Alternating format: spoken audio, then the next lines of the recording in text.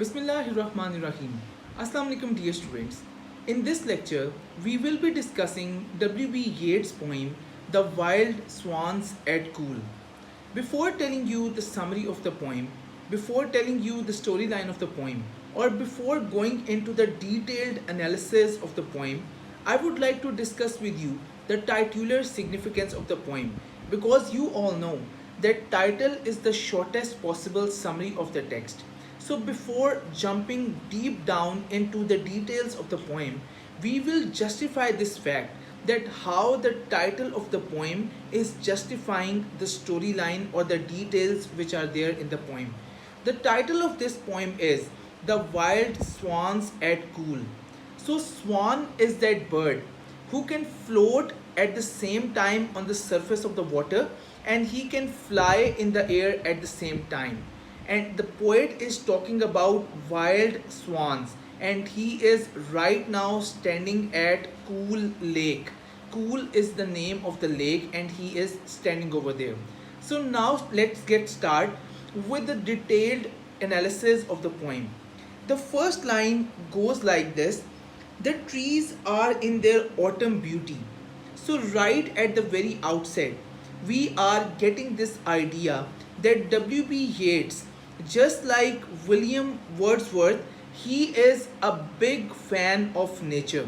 He will surely try to include this element of nature in almost all his works. So right at the very outset, we are getting this estimate that the season is that of autumn season, and he is just like John Keats. He is describing autumn as a beautiful season. The woodland paths are dry. You all know that in autumn season everything looks dried up. And just in the same way, you know that woods are known as jungle. So woodland, the meaning of the word woodland will be jungle path. And he is right now witnessing autumn season and he is describing about this fact that the path which is there in the jungle which will lead him towards the cool lake, that is also dried up just because of the fact that it's autumn season right now. Under the October twilight, the water mirrors a still sky. Just like the way everything else is dried up, just like the way everything else is stagnant, just like the way everything is at a standstill position, the sky is also in a standstill position.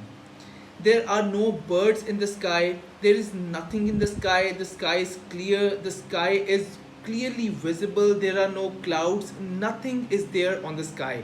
And the water of the lake is mirroring the sky right now. The reflection of the sky is there in the water. Upon the brimming water, among the stones, are 950 swans. And now he is watching 59 swans. They are floating on the surface of the water and he can easily count them. Moving on to the next stanza.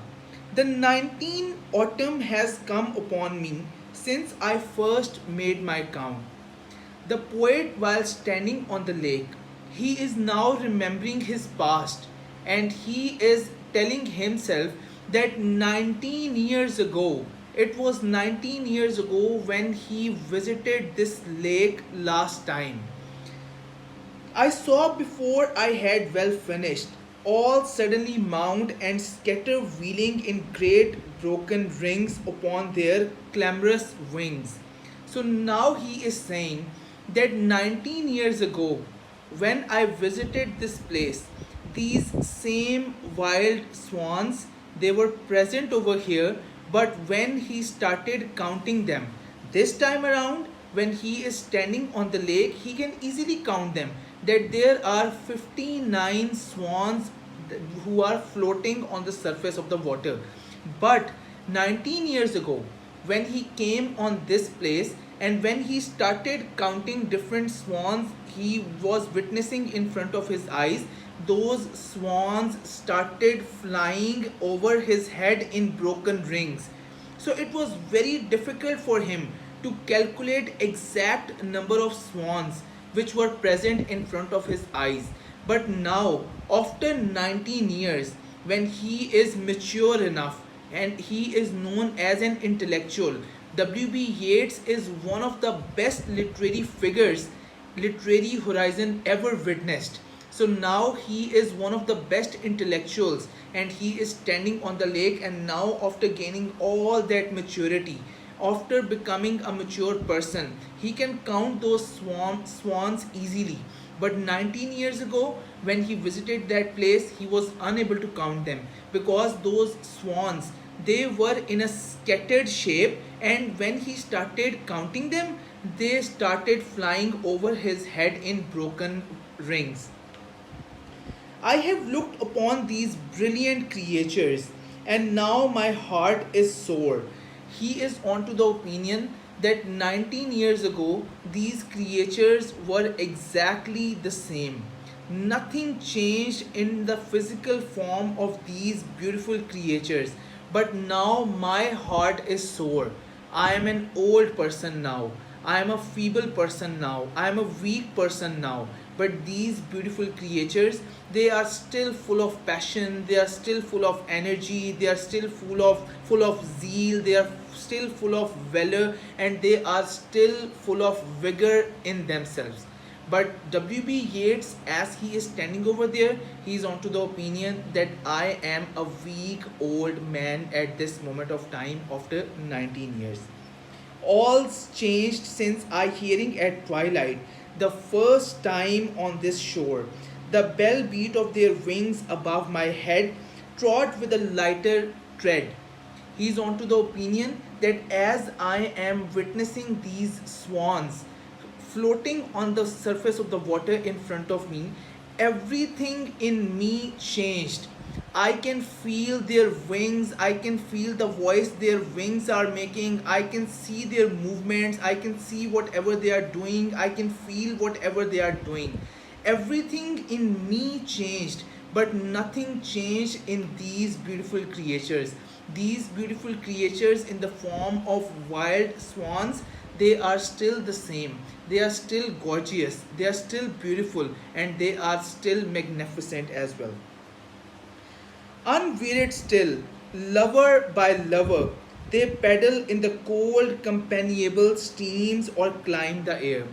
He is on to the opinion that they are swimming in the form of couples. They are swimming in the form of lovers. One couple of swans that can be seen with each other swimming and enjoying with each other. The water is cold and they are having the fun of their lifetime. Their hearts have not grown old. Passion or conquest, wander where they will, attend upon them still. He is on to the opinion their passion is same, their energy is same, their beauty is same, their physical form is same. Everything in them remains same. They love each other just like the way they used to love each other 19 years ago. Nothing changed in these beautiful creatures, but everything in me changed. I was a young person when 19 years ago I visited this lake, but now I am an old, weak, and feeble person. But now they drift on the still water, mysterious and beautiful. Among what rushes will they build? By what lake, edge, or pool delights men's eyes when I awake someday to find they have flown away? Now, in this last stanza, he is very sad. He is lamenting the condition of his country. He is on to the opinion that slowly and gradually practical life is taking over his country, England. People are becoming indifferent. People, they don't bother about nature. So he is on to the opinion that at this period of time, they are floating on the still surface of water. They are having the fun of their lifetime.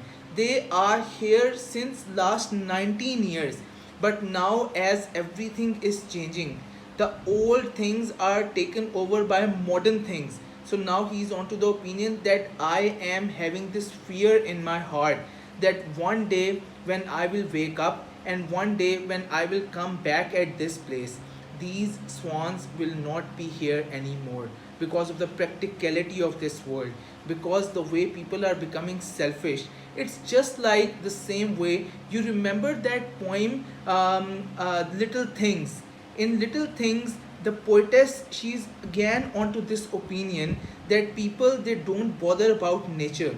People, they don't bother about the natural beauty. People, they don't bother about all the natural things which are present in front of us, but they are bothered about the practical approach. They are bothered about materialism.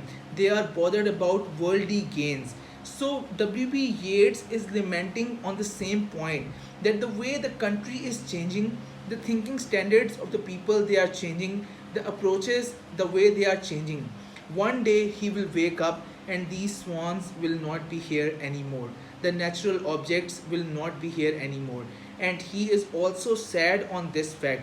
He is unaware of this fact, that where these swans will build their nests, where these swans will go, in which lake they will go to become eye candy for the human beings. Because slowly and gradually human beings, they are abandoning nature, they are cutting trees, they are moving towards more practical approach, building tall buildings and things like that. So that is why W.B. Yeats is sad on this fact.